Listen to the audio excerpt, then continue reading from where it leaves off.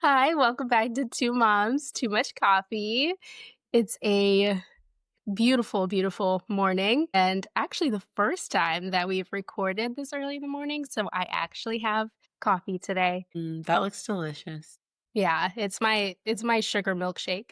Literally, all my friends drink coffee. They all drink it like I feel like I'm the only one that drinks it like the way you drink it.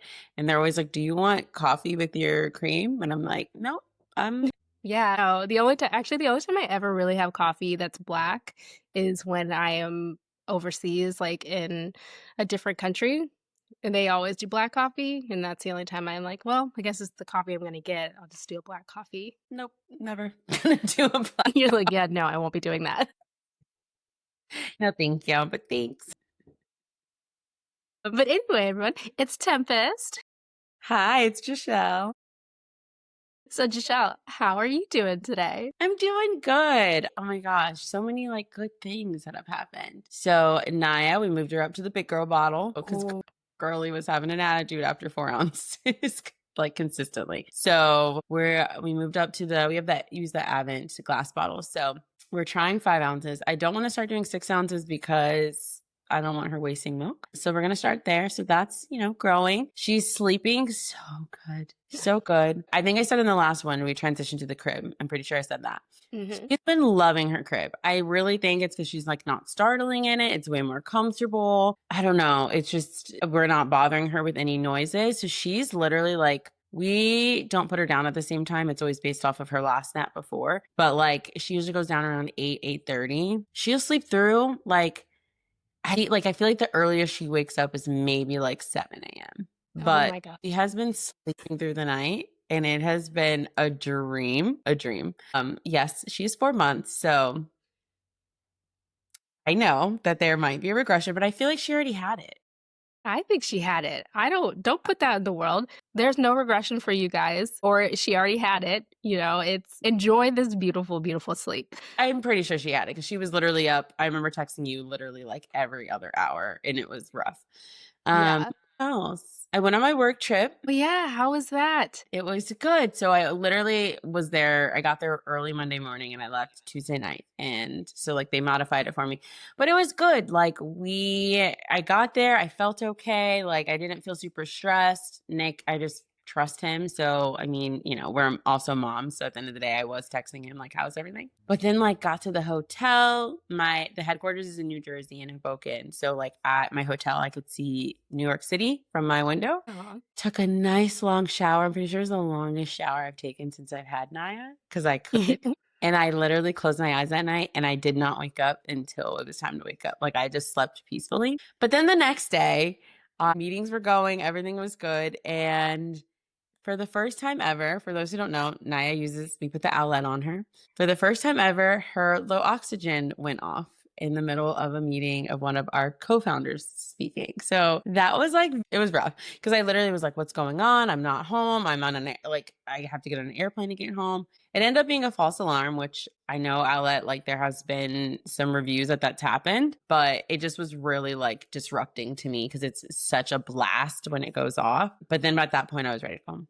I was like, okay, I want to go home now. So yeah, but it was fine. Yeah. How was the whole pumping situation? Yeah. So, I like watch TikToks of like people saying like, oh, like flight attendants are so like friendly when it comes to pump. No, no, no, no, no, Oh no. no. Both my flight there, my flight back, I asked if I could move seats because I flew United and you have assigned seats, but there was open seats. And one I was in the middle seat and then the other one I was in the outside seat. I asked to move seats to a window seat, and both times, the first time I was told like no. The second time she was like so rude about it. She was like, but you're more than welcome to use the lavatory. And I was like, so you would rather me take up the lavatory in a small lavatory for 20 minutes and just let me move to a window seat where no one's in the row so I could just pump? Whatever. The crazy thing about the actually using the bathrooms to pump is like there's no space in there. There's no You space. can't put things down, and it's like honestly like not sanitary. Like No. it's gross, and like that's so frustrating. Yeah. And I did all the things. I pumped right before, but the flight is a 3-hour flight. So like by the time you get on the plane and go, it's over 3 hours. I pump every 3 hours. So I just went over my time. Actually, the first flight I was between two women and I just told them, I said, I have to pump. I'm sorry. And so I put my wearable cups in. The second flight, I just went over my time because I was between two men and I just was not doing that. Mm. So it is what it is. The one of the airports had the mama bus. One of our followers had told me to look for that. So thank you for Mhm. that. They did have that. So that was fine. And then at work, I pumped every 3 hours and no one batted an eye. My company like made a whole mother's room. So that was nice. And then Aw. they shipped my milk overnight using Milk Stork. So it was good. It was really good. Yeah, But with Milk Stork, do they, like, come pick up the box, or do you have to go drop off the box? Like, how's that work? yeah, so like on the box, they have it where you just scan. So you can drop it off, but you can scan a QR code and then schedule a pickup. So my job did all of that. They just asked me when and they just picked it up. The time was like from 1 to 5. So they picked it up around like 2. And then literally it came at 9 a.m. the next day and it was still very cold. Because you have the option to do like a refrigerated box or a frozen box. So whichever you do, make sure that you know what you're getting. So because if you freeze your milk and then you get a refrigerated box, it's going to melt, and then you're gonna have to use that milk within whatever time. I think it's 24 hours, but whatever you feel comfortable with. Um, so I got the refrigerated box, and it was good. It was cold, and we were able to just freeze it from there. Yay. Well, good. I'm glad that part wasn't stressful because that's like the thought of like wasting all that milk is so sad. I know around well, I guess not 4 months. I think I was around 6 months my first time away from Able, and I was pumping and I was just pumping and dumping. I was like just trying to keep my Mhm. supply up, but I was in LA visiting a friend, and so I was like, well, I'll just, pump at the same times, which also sucked because I was pumping at the same times as Able was eating, but we're 3 hours different, so I was pumping at, like, Mhm. 3 in the morning in LA because he'd wake up at 6. Like, it was Uh, certainly not ideal, and then, like, I just lost all that milk because I didn't do anything like Milk Stork or anything like that. and you were an oversupplier with Able too, right? Yes. That was a Yeah. lot of milk. So much milk, so Yeah. much milk. But it was enough that I was able to I think he had, like, fresh milk the entire time I was gone, 'cause I think I was gone, like, 3 full days, like, 2 nights, and so I pumped before I left and, like, put in did the pitcher Mhm. method in the Mhm. refrigerator, which for people that don't know, that's just, like, putting all your milk into a pitcher, and then after the 4 days, you freeze whatever's left, and And so you ate it for the I day of the first milk is a important Yes, part. Yeah. the first milk that's in there 4 days after that, you freeze it.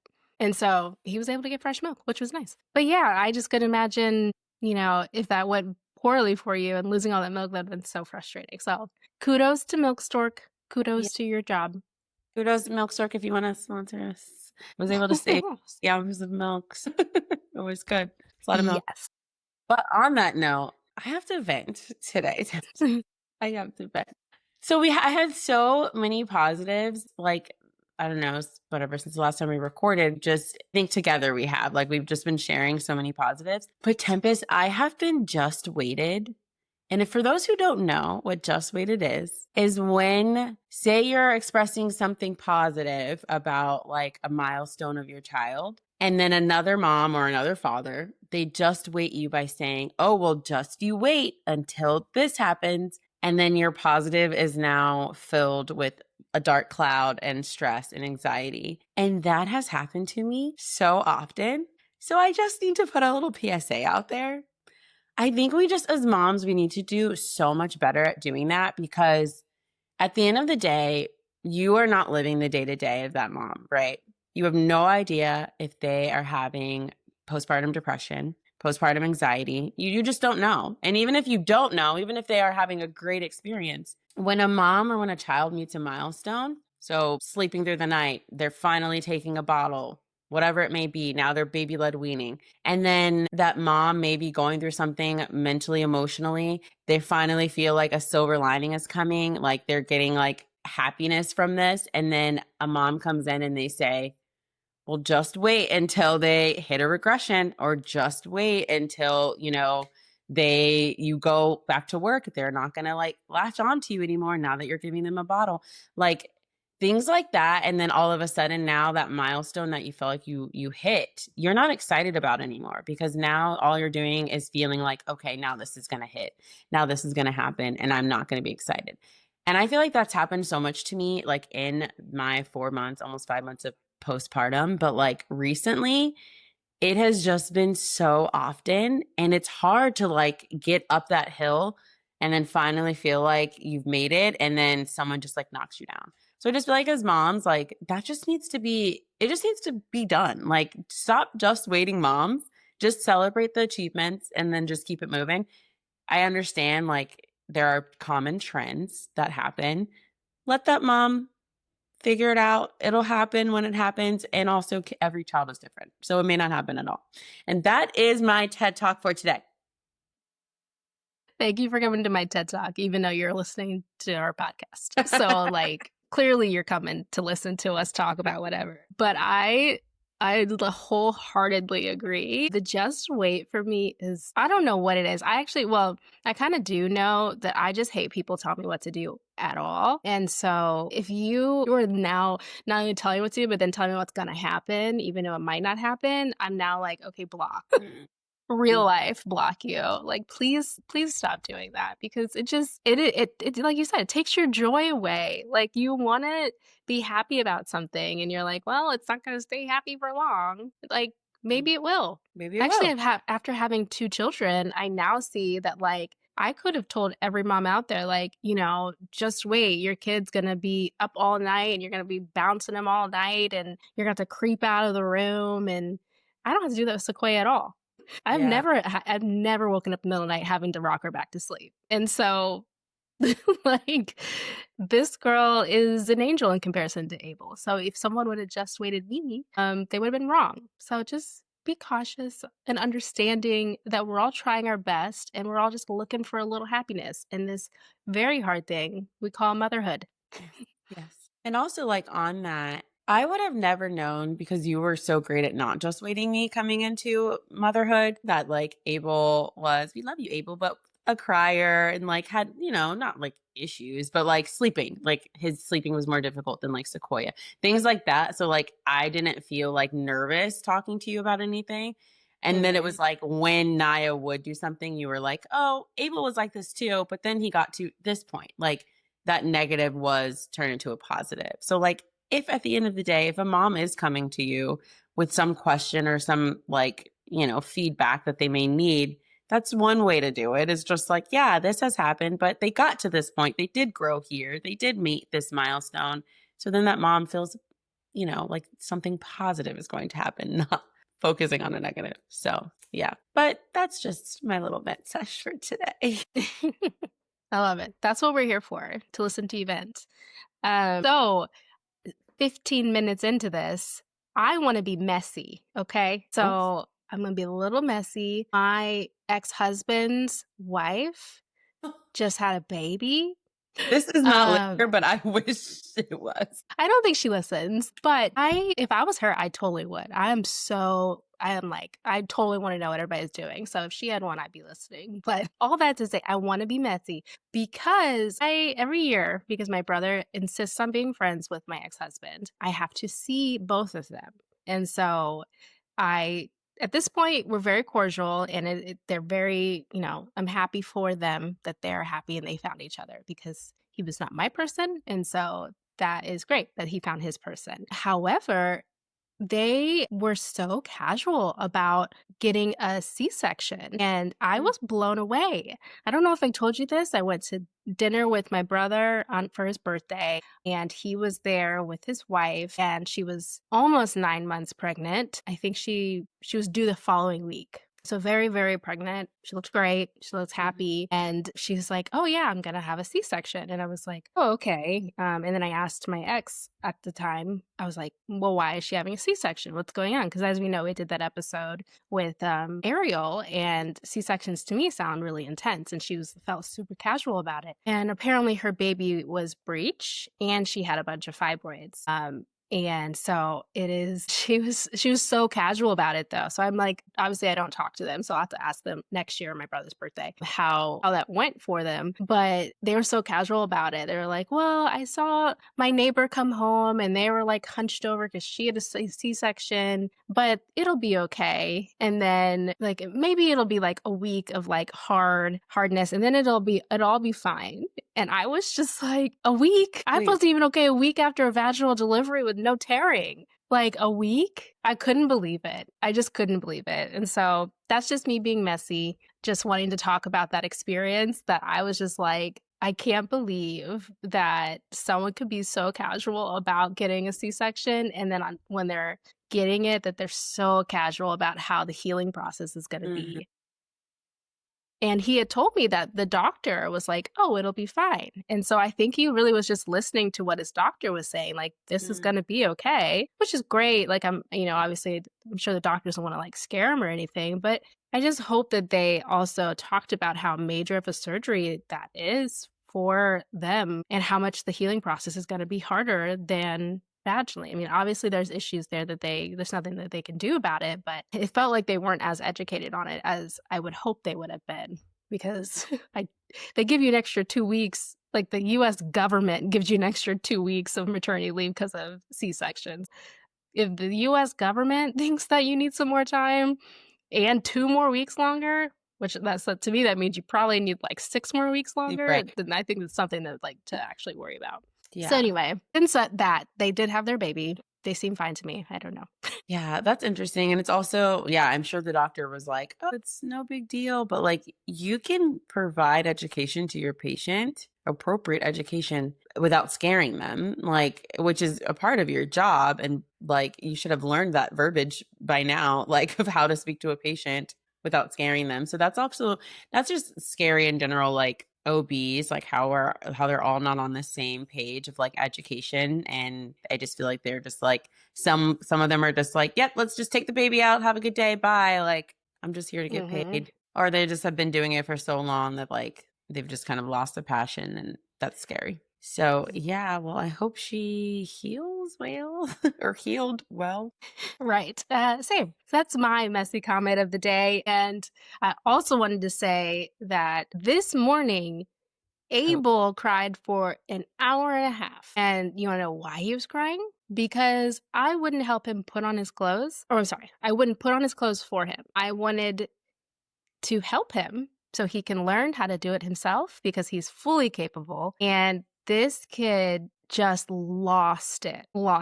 And they say, like, if you're going to, like, die on a hill, you have to die on that hill with these kids. Otherwise, they're just going to learn that, well, I'll cry for an hour and a half and then mom will do it for me. Or I'll cry for, 10 minutes and then mom will do it for me. And I was like, I guess we're just going to play this game right now. Like, here for the ride. Like, if we're gonna sit here, it's like, you need to help me put your clothes on. And I'm telling you, this child just was not having it. He was like, Dad doesn't make me. Dad puts it on for me. I know you guys can't see my face if you're not watching, but wait, does Adam really? Because that would surprise me. yes. There are so many No. things that he does that I'm like, exactly. I would not expect that from you. But yeah, he says that he has to get ready because he gets able up and ready in the morning. Mm, And so he's like, it's just easier to get his clothes on. He's got to learn. This kid is having full paragraph conversations with us. He can put on his clothes.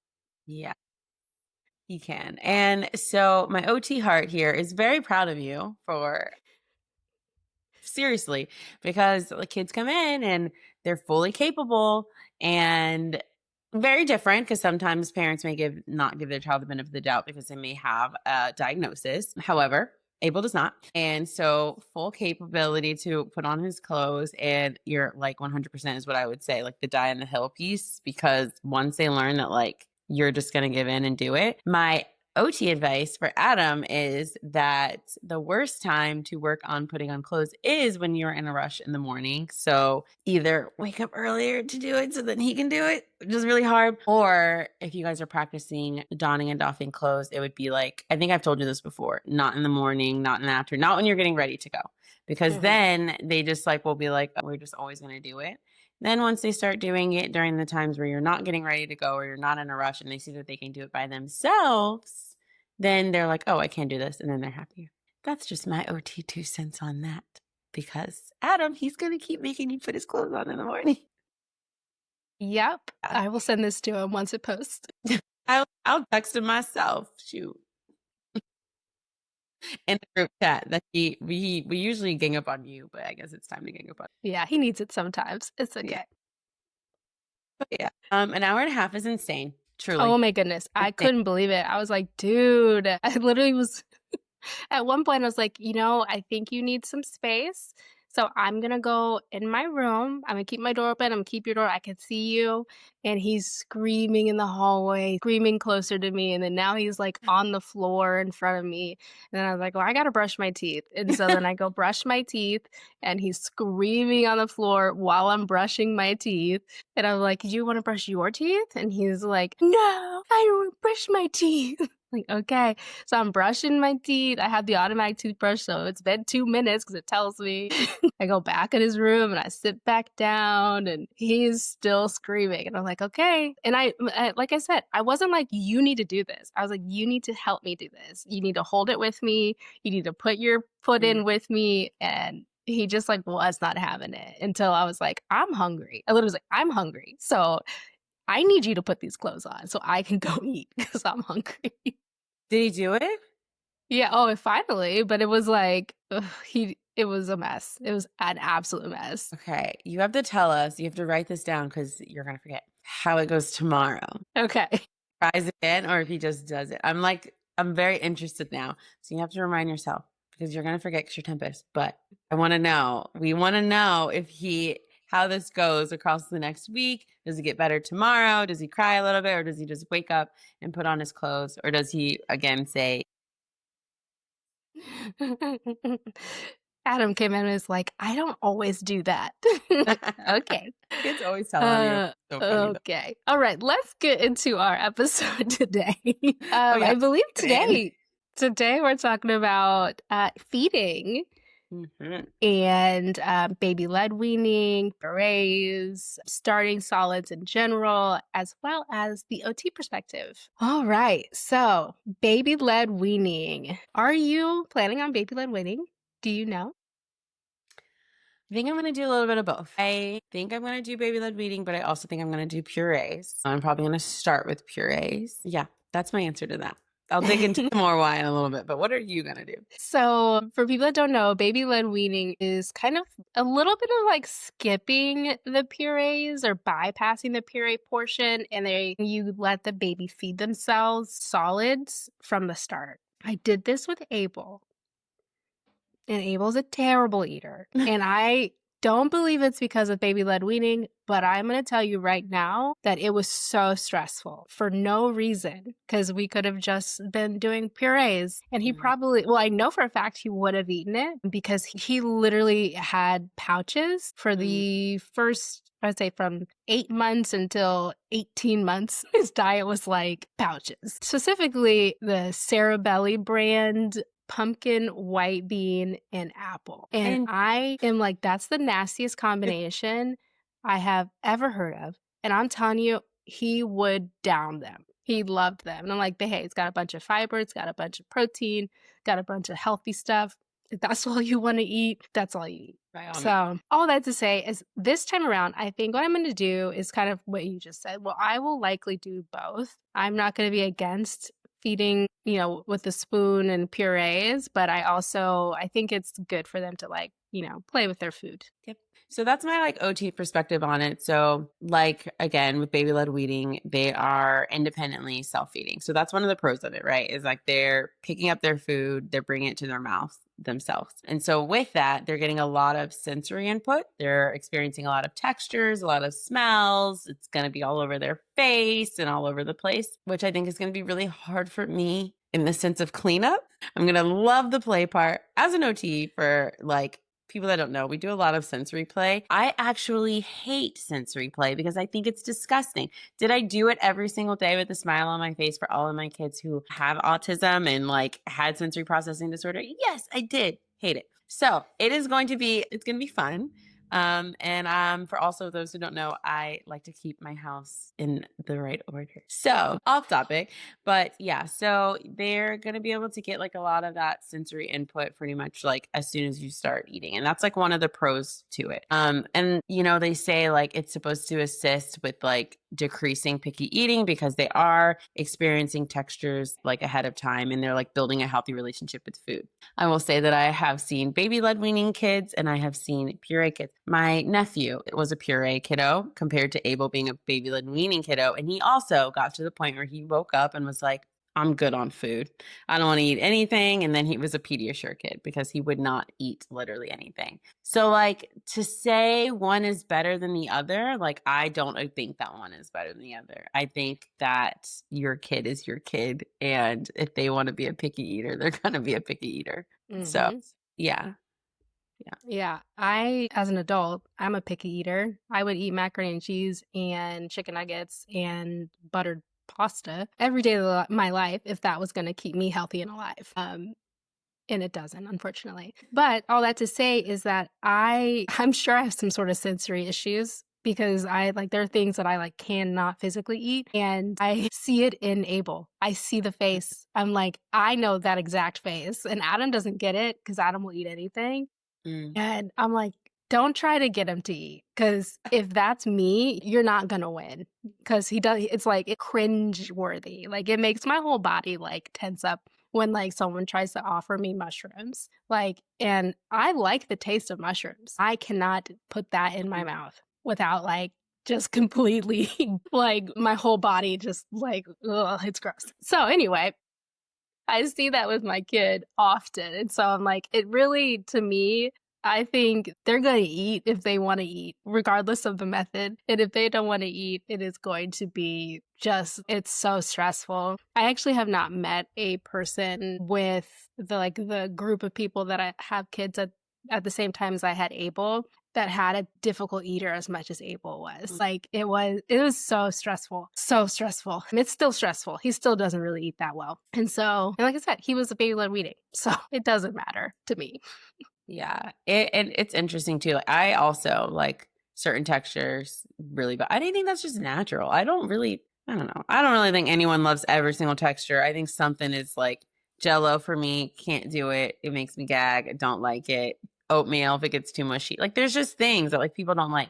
And I also think like picky eating is hard because like OT wise, I always think of it like chain. You do it in a chain pretty much. And so sometimes like we'll have families that come in and they're like, I've given them strawberries and oatmeal and like there's like a whole bunch of variety of food. And for us, it's very much like, okay, if your kid loves Honey Nut Cheerios, the next step is not giving them Cinnamon Toast Crunch. The next step is giving them chocolate Cheerios or like the next step of that. And so picky eating it's hard and there's a lot, it takes a lot of energy. There's a lot that encompasses it. You have to like stick to it. You have to have diaries. And to say like baby led weaning would prevent that, I don't think so. Or like purees would prevent that. I don't think so. For me, like, I think the most important aspect of it is like, yes, they're getting their nutrition in. So if they're eating that pumpkin pouch every day to get that in, then that's what they're going to do. But also, are they doing it independently? So they're doing some piece on and on their own, which I think is also a plus. But with baby-led weaning is they're bringing everything to mouth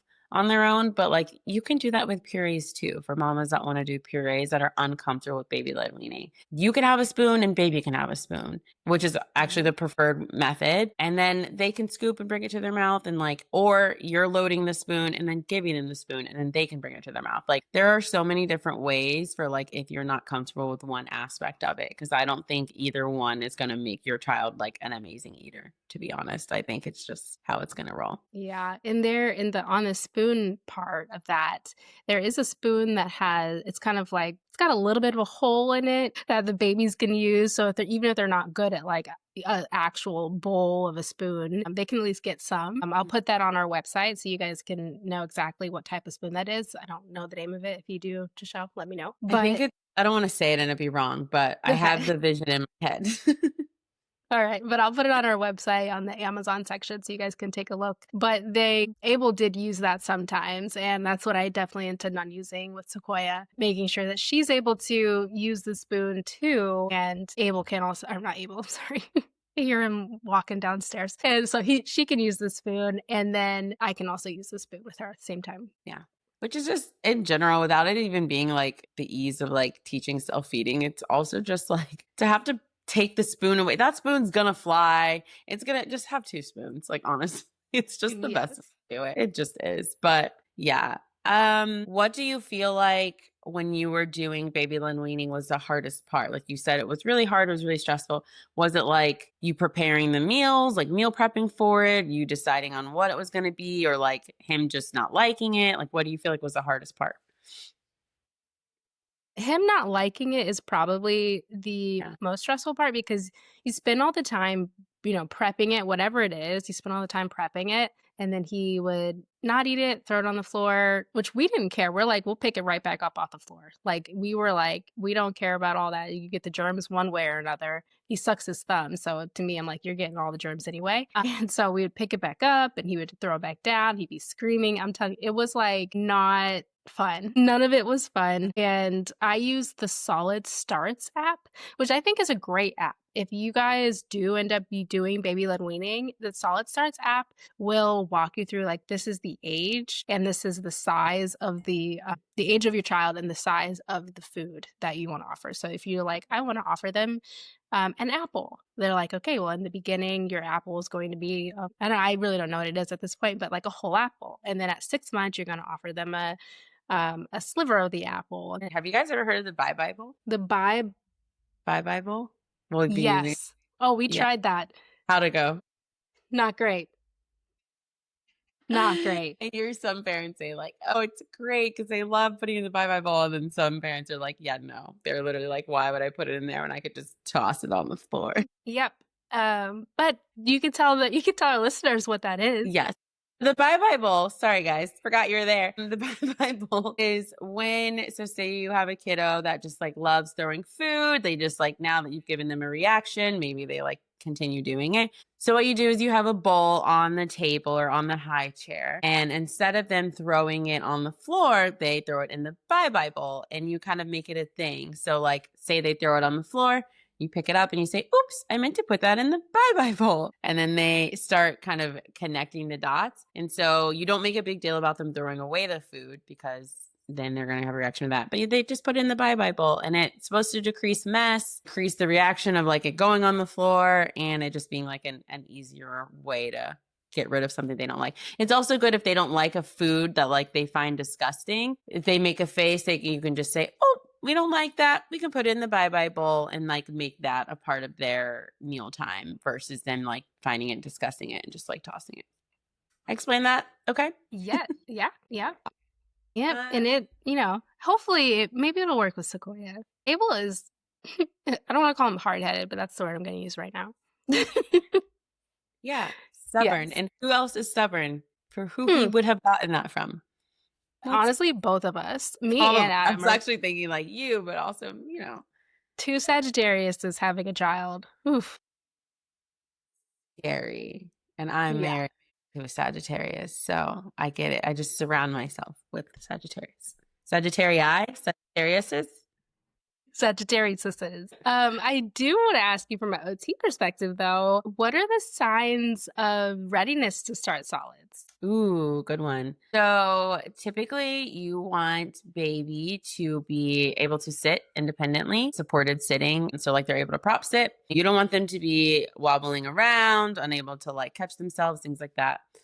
They should not have a tongue thrust. So that's like a reflex. So that's when like their tongue is literally just like constantly thrusting. And you'll see that like starting to decrease around like 4 months, 5 months. But they shouldn't have that. And what else am I missing? Age. So age is iffy.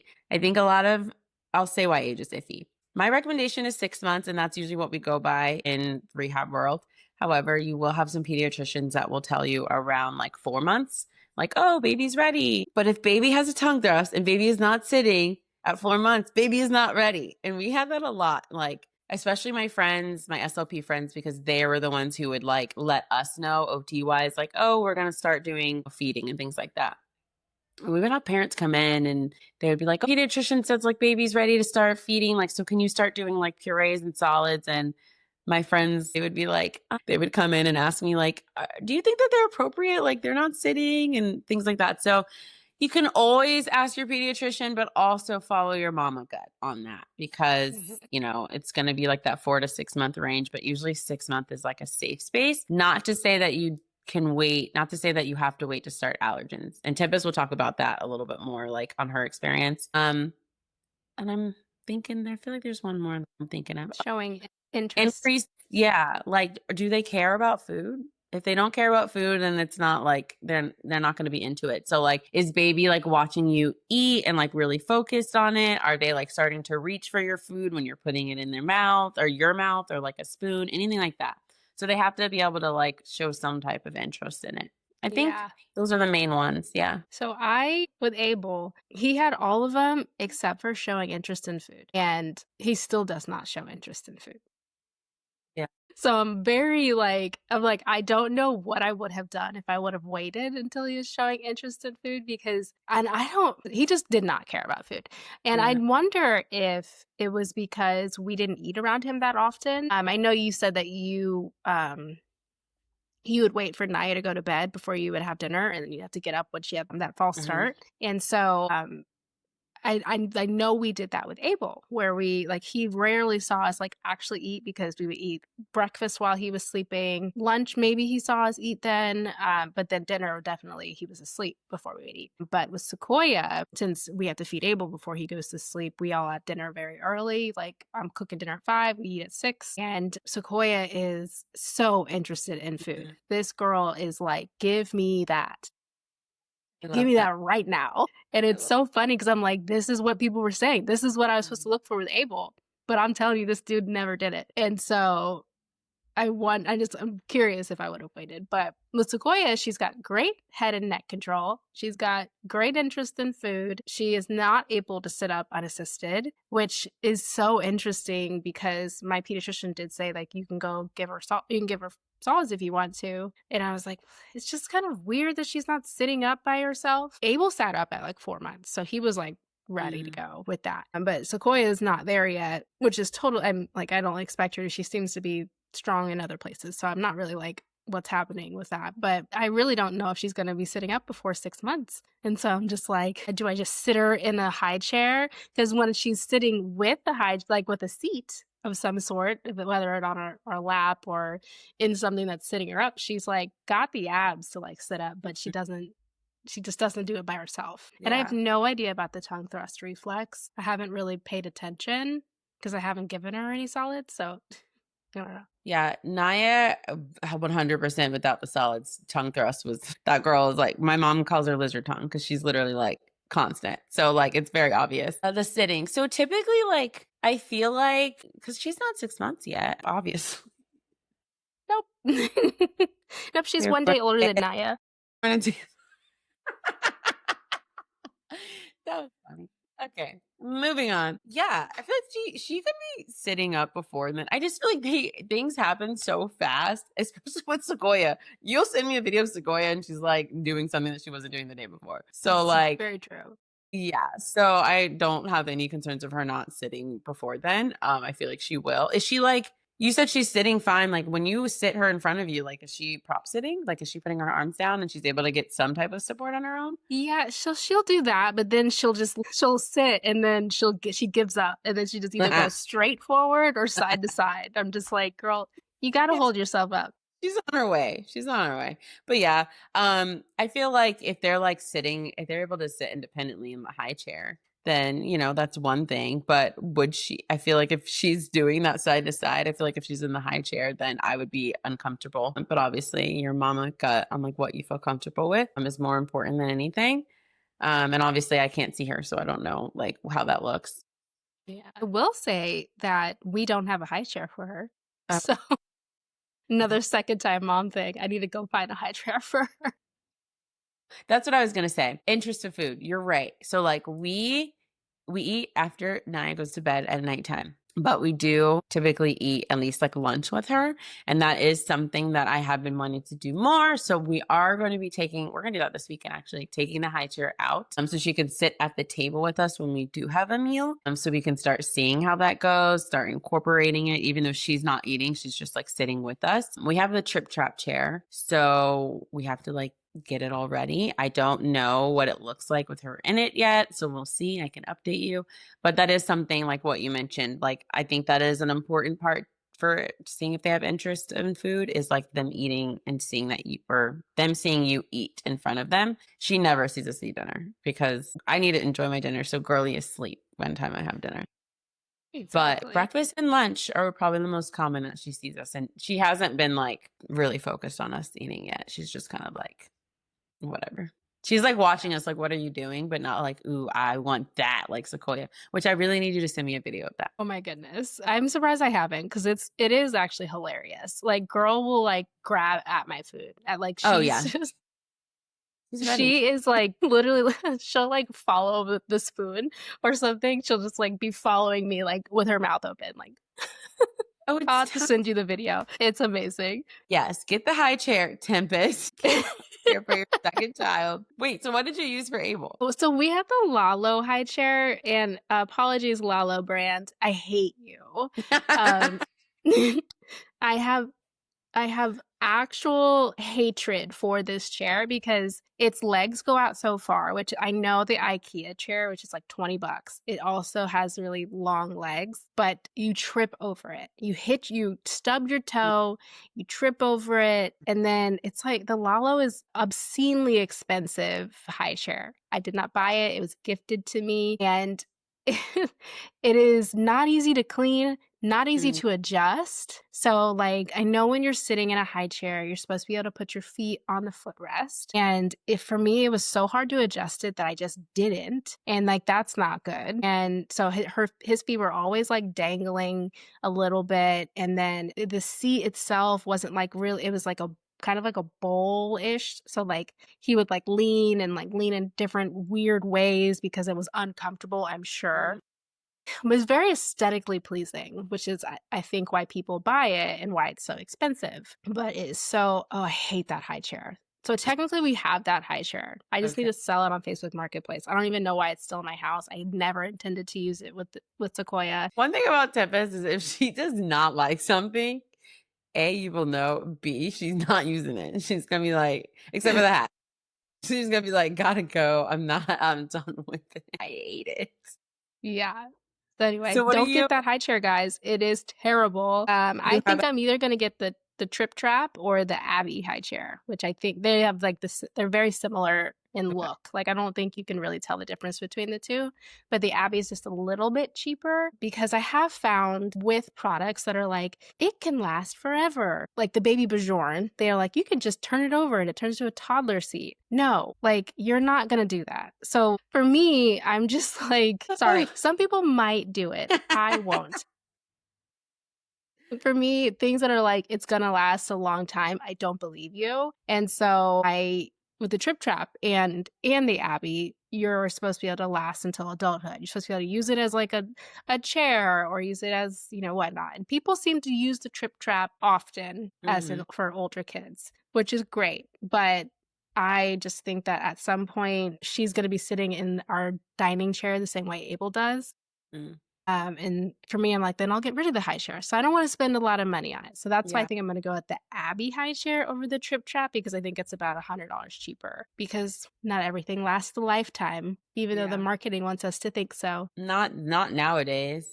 Probably in, like, our parents were parents, but y'all know what I meant by that. Y'all when my parents had us, that everything lasted, but now I feel like literally this is so off topic, but nothing lasts. Couches, nothing. Like, that's, like, a whole whole 'nother thing I can go on that has nothing to do with babies, but I just feel like we spend so much money on, like, rebuying things because we'll buy something that we think is high quality and it is not, and it is frustrating. Hmm. Another Yes. vent for today.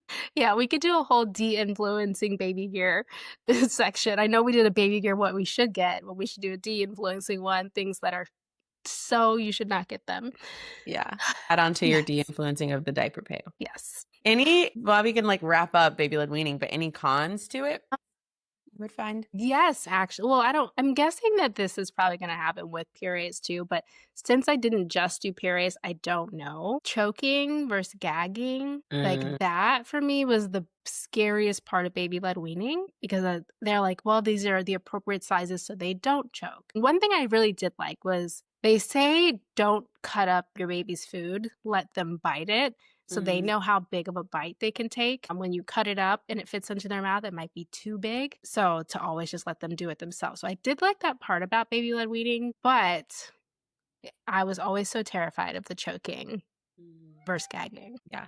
Yeah. That I think is like across the board, every like mom. And I like even see TikTok videos of like moms being like on the edge of their seat, like, are you okay? Like, yeah, I'm nervous for that because it's just different when it's your own child. I don't know. And when I would do any type of feeding, it was always based off of the recommendation of the speech language pathologist. It was not off of just me. So I do have so many friends. Like one of my really good friends is a speech therapist, and I literally told her like, I will be tagging you in. I know there's solid starts, but don't you have to pay for solid starts? Yes, I think it was $5. Like I don't think it wasn't too expensive. Okay. Or just for that. Which For one? the app. Okay. I didn't know if it was a subscription like every other baby item likes to do. I don't remember. I remember it not being too expensive, but I do like I've said in the past, I did work at Zoom at that time, which meant I had more money. So I probably was like, it's whatever. And maybe it was expensive. I'm sorry. I don't know. It's okay. We have to Google for, various reasons. But yeah. Any other cons that you found? That was like Not the that I biggest. can currently think of.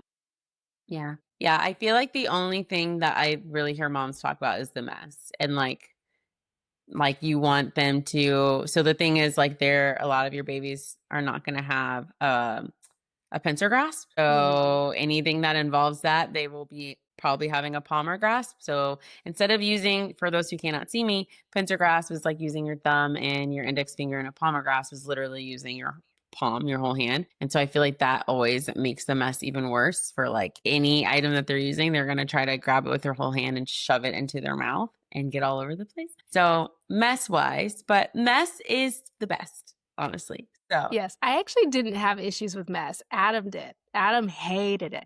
And yeah. so he would always be like, "Nope, okay, we're done. We're done." And I'm just like, "Dude, he's having fun. Let him just play around with avocados." you know, clean Sunday. Why don't you just, it was chore Sunday anyway. Awesome. Well, I think that's it. Like the meats and potatoes of baby led weaning and feeding in general. Okay, let's move on to our unsolicited advice segment. I don't have a fun jingle this time. My What? son screamed at me for an hour and a half, so not as happy as I was last time. Moms, when did you get your body back? And by that, I mean, how did you get back to your pre pregnancy weight? I have a 4-month-old and sleep regression is kicking in. I quit my job after maternity thinking I have more time for myself to bounce back, but I'm super tired and busy. My baby isn't also the easiest, so I don't know what small changes you did make and by what month were you able to get back into shape. Hmm. I didn't. I hope that helps. Oh my God, Tempest. I thought you opened your mouth and your mouth to just, I don't know, share all of this wisdom. No, my body has never looked the same. And I'm not upset about that. Like, it's just different. I mean, I made a whole human being.